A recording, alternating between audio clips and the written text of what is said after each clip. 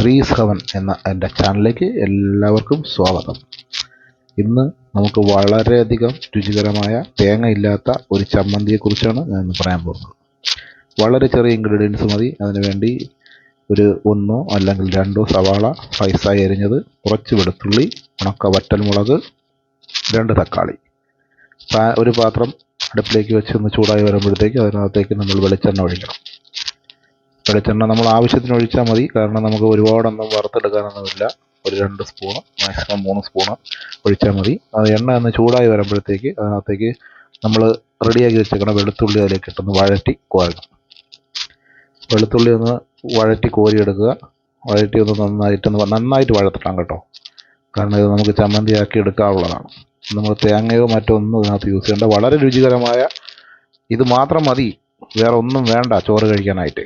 ഈ ഒരൊറ്റ ചമ്മന്തി കൊണ്ട് നമുക്ക് ഒരു പാത്രം ചോറ് നിമിഷ നേരം കൊണ്ട് തന്നെ കഴിച്ചു തീർക്കാൻ പറ്റും. വെളുത്തുള്ളി നന്നായിട്ട് വഴണ്ട് വന്നു. ഈ ഒരു പരുവാകുമ്പോഴത്തേക്ക് അതിൽ നിന്ന് കോരിയെടുക്കണം. ഓക്കെ, ഒരുപാടങ്ങ് കരിഞ്ഞു പോകണ്ട. അത് കഴിഞ്ഞിട്ട് ആ എണ്ണയിലേക്ക് തന്നെ നമ്മളെ സവാള ഇട്ടൊന്ന് വഴറ്റിയെടുക്കണം. സവാള സ്ലൈസ് അരിഞ്ഞ് വെച്ചത്, അതിനകത്തേക്ക് ആവശ്യത്തിന് നമ്മൾ ഉപ്പിട്ട് കൊടുക്കണം. കാരണം നമ്മൾ വേറെ ഉപ്പ് നമ്മൾ ചേർക്കുന്നില്ല. പിന്നെ ഇനി തക്കാളി നമ്മൾ ചൂടാക്കുമ്പോഴാണ് നമ്മൾ ആവശ്യത്തിനുള്ള ഉപ്പ് അവരവരുടെ ടേസ്റ്റിനനുസരിച്ച് ഇട്ട് കൊടുക്കണം. കാരണം പലർക്കും പല ടേസ്റ്റാണല്ലോ. ചിലർക്ക് ഉപ്പ് കുറച്ച് കൂടുതൽ വേണം, ചിലപ്പോൾ കുറച്ച് വേണം. അപ്പോൾ ഇതേപോലെ ഒന്ന് വഴറ്റിയെടുക്കണം. ഇതങ്ങ് കരിഞ്ഞു പോകണ്ട, പക്ഷേ എന്നാലും നല്ല രീതിയിലൊന്ന് വഴണ്ട് വരണം. നല്ലൊരു ഗോൾഡൻ കളറായി വരണം. ഇതാ നോക്കുന്നുണ്ട്, ഇതിനങ്ങനെ എണ്ണയിൽ കിടന്നിങ്ങനെ തിളച്ച് മറിയിടണം. എന്തൊരു ഭംഗി!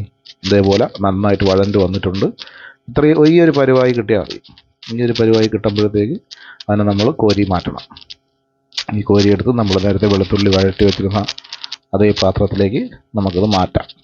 ഒരുപാടങ്ങ് കരിഞ്ഞു പോകാൻ വേണ്ടി നമ്മൾ വെയിറ്റ് ചെയ്യണ്ട, കാരണം കരിഞ്ഞു പോയി കഴിഞ്ഞാൽ അതിൻ്റെ ആ ഒരു ടേസ്റ്റ് അങ്ങ് മാറിപ്പോകും. ഇത് കഴിഞ്ഞതിന് ശേഷം നമുക്ക് ഇതിനകത്തേക്ക് ആ വറ്റൽമുളക് ഇട്ടൊന്ന് ജസ്റ്റ് ചൂടാക്കി എടുക്കണം. എന്തിനെന്ന് വെച്ചാൽ ഒന്ന് പൊടിഞ്ഞ് കിട്ടാൻ വേണ്ടി. അത് കഴിഞ്ഞ് നമ്മളുടെ തക്കാളി എടുത്ത് ഇതിലേക്ക് വെച്ച് നന്നായിട്ടൊന്ന് വേവിച്ചെടുക്കണം. തക്കാളി ഒന്ന് വേകുന്ന സമയത്ത് മെയിനായിട്ട് അതിൻ്റെ മുകളിലുള്ള അതിൻ്റെ തൊലിയുണ്ട്, ആ തോല് നമുക്കെടുത്ത് കളയണം. അത് ഉപയോഗിക്കേണ്ടത് നല്ല കട്ടിയുള്ളൊരു സാധനമാണ്. തക്കാളിയുടെ പുറമേ ഉള്ളൊരു പാളി അത് മാക്സിമം ഉപയോഗിക്കാതിരിക്കുന്നതാണ് ഏറ്റവും വൃത്തി. നമ്മൾ മറ്റുള്ള കറി ഇത് ഉപയോഗിക്കുമ്പോഴും ഇതുപോലെ ഉപയോഗിക്കുന്നതാണ് ഏറ്റവും നല്ലത്. ഈ കാണുന്നത് കണ്ടില്ലേ, ഇതാണ് തക്കാളിയുടെ തൊലിഭാഗം. അത് നമ്മൾ എടുത്ത് കളയണം. അത് നമുക്ക് കഴിക്കാൻ അത്ര നല്ലതല്ല, ദഹിക്കാനും വലിയ പാടുള്ള ഒരു സാധനമാണ്. അതെടുത്ത് കളഞ്ഞതിന് ശേഷം നന്നായിട്ടൊന്ന് വഴറ്റിയെടുക്കുക.